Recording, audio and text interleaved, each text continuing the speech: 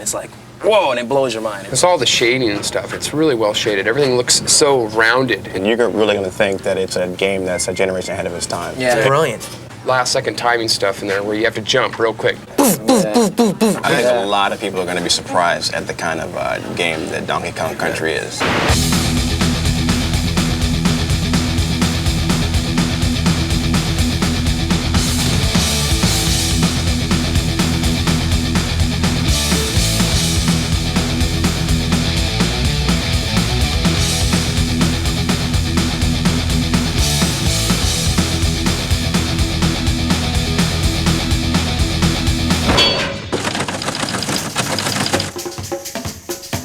Here we are today on our way to Redmond, Washington to take an exclusive insider's look at Nintendo's new revolutionary yet unreleased game, Donkey Kong Country.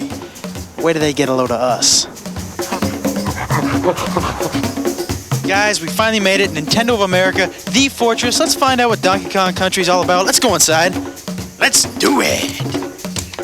Hey, it's Ken Lobb, development manager. Hey man, how's it going? Donkey Kong Country, how you doing? Ken, what is the deal with this here? Yeah, we get a lot of letters and they like to put pretty pictures on the front of the envelope, so we'll like stick it on the wall, you know? So, Ken... You want a banana? No thanks. Ken, I want in on this Donkey Kong Country thing. I want on the inside. I don't know. Ken, me and you, pal, we go back a long way? Come on. What do you think?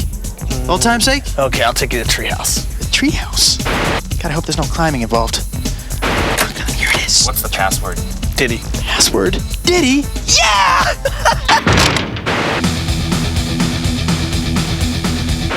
You know, after about 1,000 ditties, we finally get into the treehouse. We're gonna say hello to Tony Harmon. He is the product development manager here at Nintendo.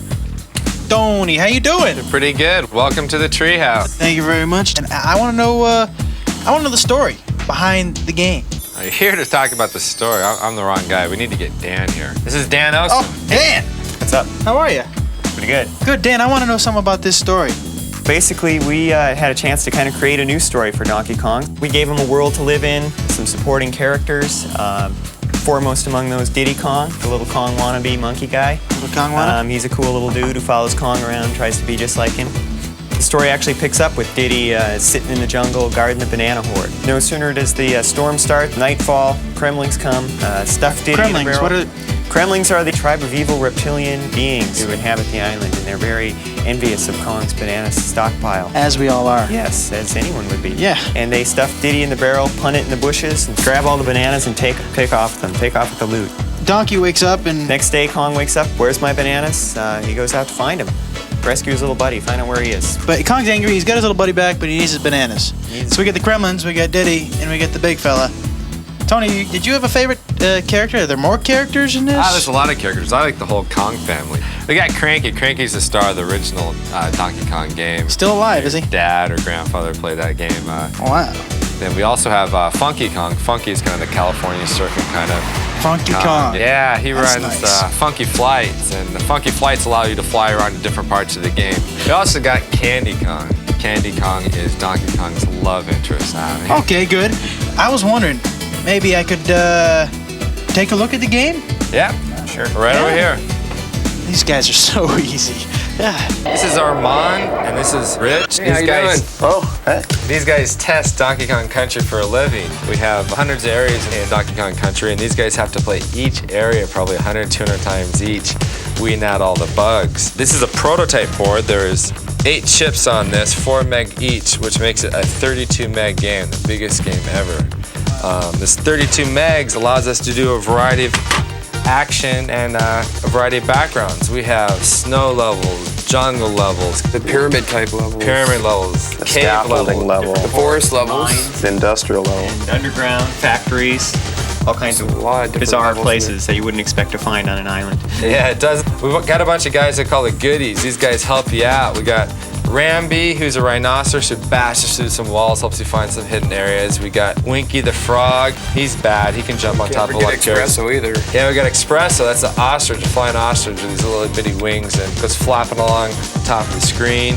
We have a lot of other special effects we do as well. On the snow level, we have 12 different layers of snow going back and forth. We have forest levels with parallax scrolls for dimension in the game. Well, how did this project get started? Visited my friends at Rare. Rare's been working with Nintendo for a number of years, and Tim Stamper, the head creative person there, was telling me about an idea he had to make a game out of fully rendered characters. Tim, I was just curious as to how you made them look so real. Because we're based in Twycross, we have a zoo about 2 miles away. Ah, you went to the zoo. The zoo, yeah, and had a good look at the gorillas and the monkeys, and with video cameras, it was pretty funny. Hey, big fella. Hey, there's Diddy. Diddy and Donkey. Oh, get out of the way, Diddy. How's it feel to be a prototype, fellas?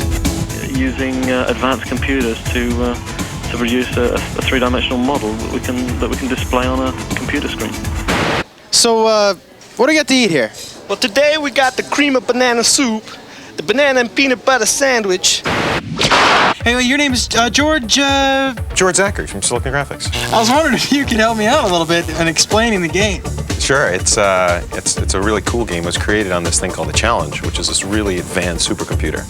Basically, picture 20 supercomputers in a box. Now, with all this technology, am I going to have to buy an adapter for my home Nintendo? Not at all. In fact, when the game was created on the Challenge, it was basically specially output to the Super Nintendo game system. So it basically comes in a cartridge, you stick it in the system, and you play. How do we make the roundness, the 3D? Actually, it was created on the Challenge, first in wireframe. Actually, then you grow shade them, or you can Phong shade them, and then you actually texture map them. And you can even trilinearly bitmap interpolate. That sounds a little dangerous. Let me ask you this. I heard downstairs something about ACM Yeah, technology. that's advanced computer modeling.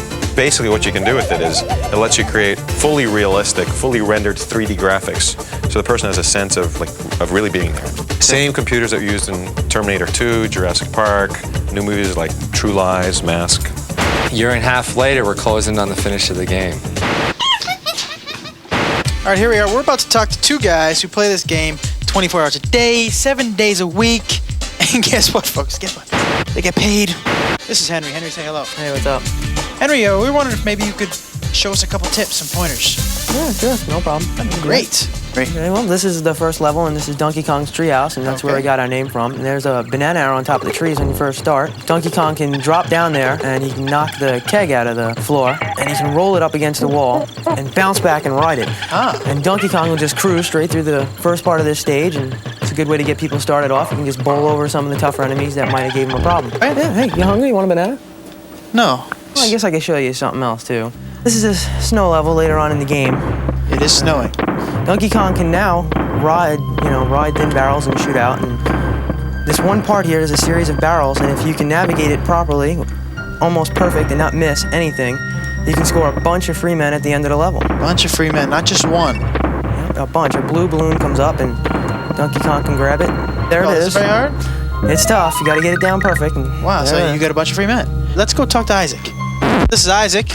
Isaac, say hello. Hello. Isaac, I was wondering maybe you could show us a couple more pointers. Possible? Yeah, I can do that. No problem. These guys are great. All right. What do we got? We got more snow. Yeah, we have more snow here. Okay.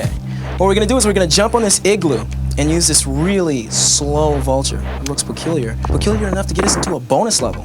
Bonus. And I must say, this is one of over 100 bonus levels. 100 bonus levels. Yeah, and in this bonus level, Not you something have you see in every game. Absolutely. You have to guess which barrel that this golden medallion's gonna wind up in. Like to take a guess?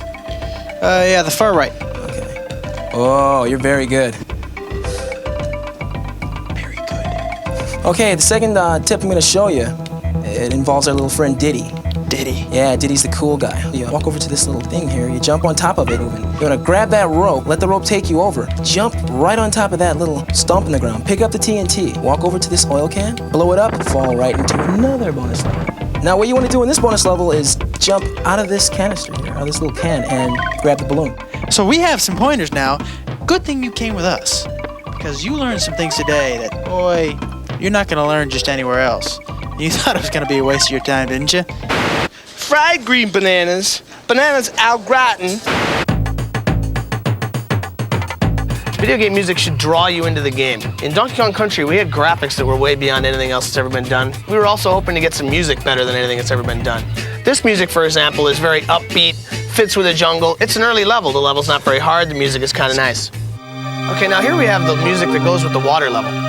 Now in this level, you've just finished a really, really hard level in the game. We use this music and this fairly easy level as kind of a reward. Because the music is so good, we're putting this music on a CD. You know, something that's big in Japan for many, many years is game music on CD. Hasn't been a big hit in America because maybe the music hasn't been quite up to what you hear on the radio is every daytime. You're kind of losing it, dude. We got massive Smurfs attacking him on the scaffold level. What are the big blue buff? Well, the reason why I like them is because, for one, they're big, they're blue, and they're buff. But then when you hit them, they kind of bounce. The morphing rocks. The Those morphing guys are rocks, so cool, man. You touch these barrels and the lights turn on and off. And these rock guys are just kind of rolled up. And you hit this light, they unroll and they start walking towards you. It's so cool.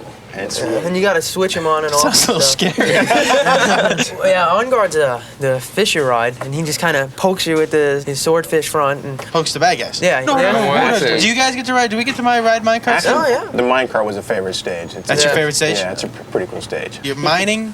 What are we Well, doing? you're on the tracks, and a lot of them are broken, so you gotta avoid, a lot of the broken tracks so you don't fall into the caverns.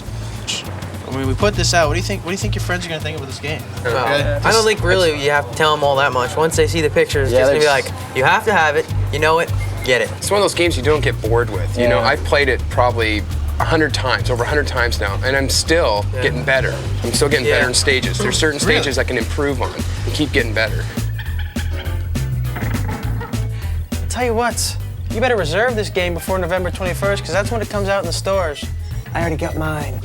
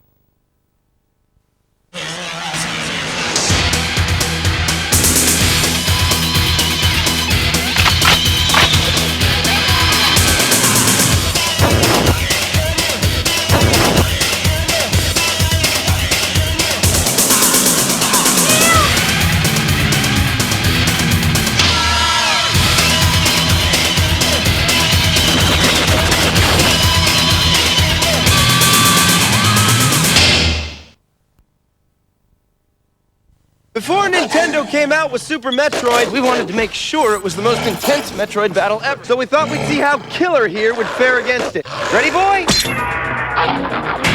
That's 24 megs worth of weapons, worlds, and weirdos old killer's up against. Nintendo's biggest game ever. He's a big boy. He can handle it. Well, let's see how he did. Ship it! Super Metroid, only on the Super NES. Let's see. You were doing 140 in a 35 zone. Sideswiped 3 cars. I believe this bumper belongs to you. Destruction.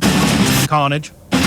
Oh, and you didn't use your turn signal, son. I'm gonna have to write you up for that last one.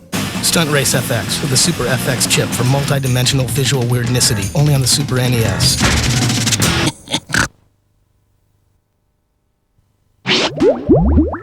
Brian, people ask, how do you cope with being a disembodied brain? Just floating in a jar with no girls, no music, no car, no parties. It's not so bad, I say. I just play with my Game Boy. Till they all get here.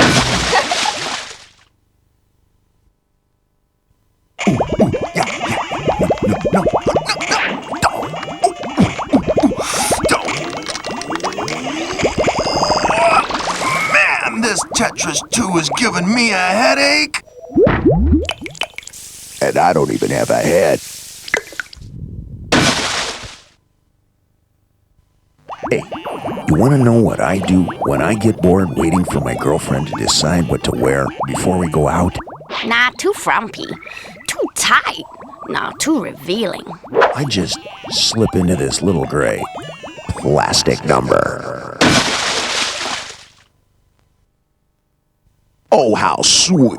Okay, so it's not a Game Boy, but I guess her heart's in the right place. By the window, second shelf down on the right. Got 40 pounds burning a hole in your pocket? You could either buy a Game Boy like this or own a pair of pants like this.